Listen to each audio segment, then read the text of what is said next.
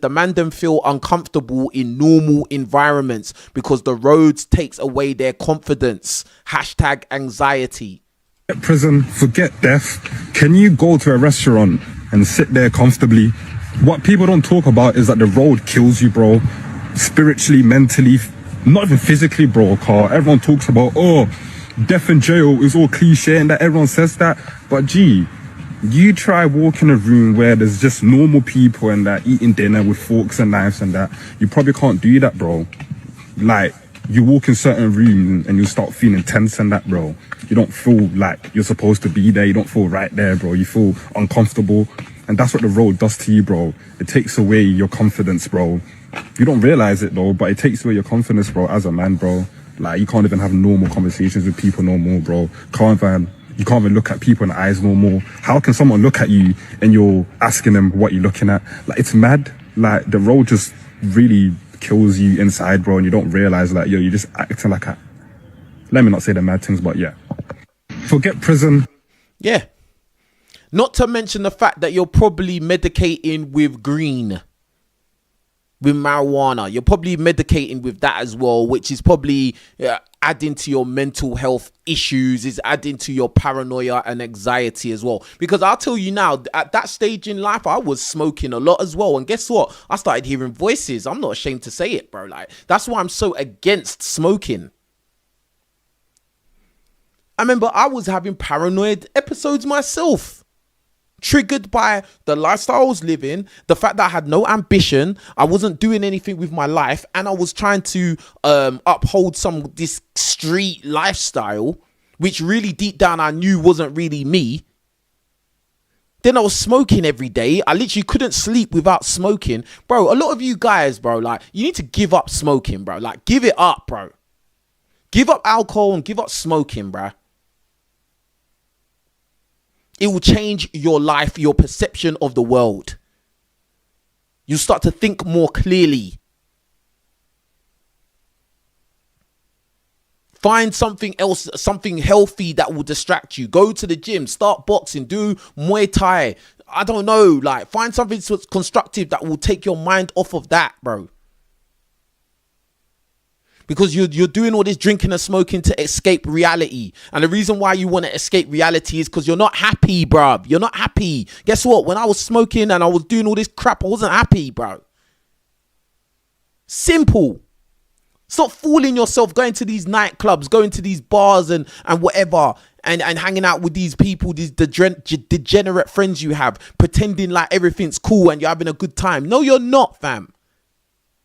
It's not real. It's the Matrix, I'm telling you, fam.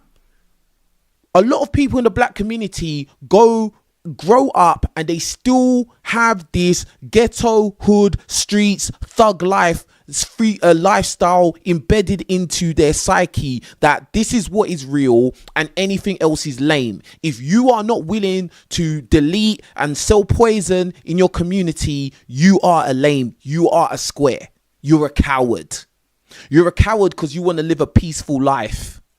You're a coward because you want to get money legitimately and you are not hyper focused on being a Richie rich. You're not hyper focused on being a rapper. Do you know another element I will let you into? A lot of these non-black girls that like black guys. Yeah, let's talk about this. A lot of these non-black girls that like black guys, a lot of times they want a gangster rapper boy as well, bruh. I remember a while ago, I was talking to some chick, right? And she wasn't black. And she was talking about the kind of guys she likes. And she likes guys that are rappers and bad boys and criminals. And I just thought, like, this is so sad. You're a loser. What kind of person are you? And the woman had the audacity to talk about she wants to have a kid soon. This wasn't no teenager, bro. Grown woman, not even black, talking about she likes black men and she always seems to get in relationships with guys that are criminals and thugs. You see, it's coming from all sides, bro. This brainwashing is coming from all sides, fam. And we cannot rely on other people to make the choices for us. We can't rely on other people to stop the propaganda. When you get to this point of understanding in your mind, you start to look at this whole world as a matrix, bro. It's just a matrix. The music, the movies, TV, social media. Whenever you hear these women talk about they want a guy that is a scammer or selling or making fast money, and they don't want a guy that does 9 to 5 because they want to go on holidays whenever. It's all the matrix, bro. It's all matrix.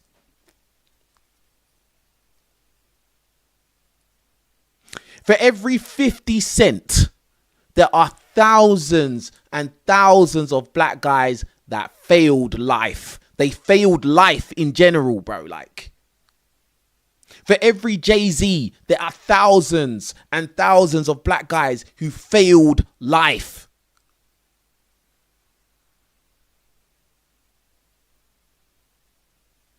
For every single popular rapper, gangster, famous celebrity, whatever, there are thousands and thousands of black males who fail in life. Either they go in the ground because they get deleted, or they end up rotting in prison, or they end up junkies, or they just end up just being just below average, bro. Just living below average life because most of the opportunities in life are not at their disposal no more. Number one, they've probably got some kind of mad record where they can't do a lot of things. They're limited in life. Maybe they can't go to certain areas because if they go to certain areas, they might run into the ops and might get deleted. I have friends like that. I have friends that can't go to certain areas, bro. Like, 2 of my mates, I invited them to come somewhere with me. First, they asked me a bag of questions. Where, when, what, why, when, blah, blah, blah. And then they said, bruh, I can't go. They straight up said, I can't go to this place. I've done too much in that area. Too much things have gone down. People have passed away. I can't go to those areas, bruv. And this is real.